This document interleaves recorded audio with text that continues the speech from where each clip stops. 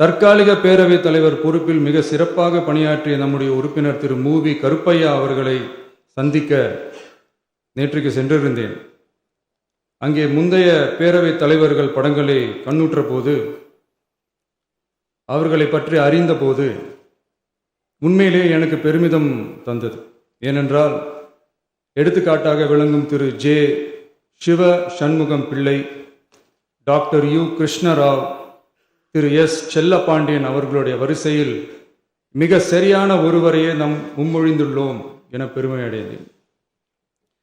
அதே போன்றுதான் நம்முடைய பேரவை துணைத் தலைவர் அவர்களும் நீங்கள் இருவருமே மிக சாதாரண குடும்பத்தில் பிறந்து மக்கள் பணியாற்ற வேண்டும் என்கிற அவாவில் செயல்பட்டு வந்தவர்கள்.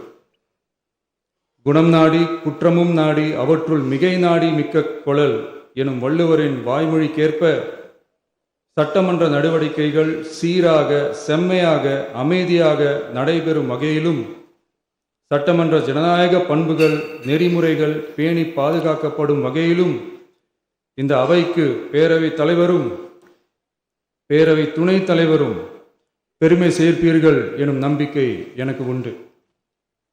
அரசியலுக்கு அப்பாற்பட்டு மனிதர்களை மதிக்கும் நல்ல பண்புகள் நிலைநாட்டப்பட வேண்டும். தமிழ் பண்பாடு போற்றப்பட வேண்டும். அவையின் மரபும் மாட்சிமையும் மதிப்பும் காக்கப்பட வேண்டும் என்ற நல்லெண்ணத்தின் அடிப்படையில் அந்த பதவி ஏற்றுள்ள தங்கள் இருவராலும் காப்பாற்றப்படும் என்னும் நம்பிக்கையை மீண்டும் தெரிவித்து என் உரையை நிறைவு செய்கிறேன். நன்றி, வணக்கம்.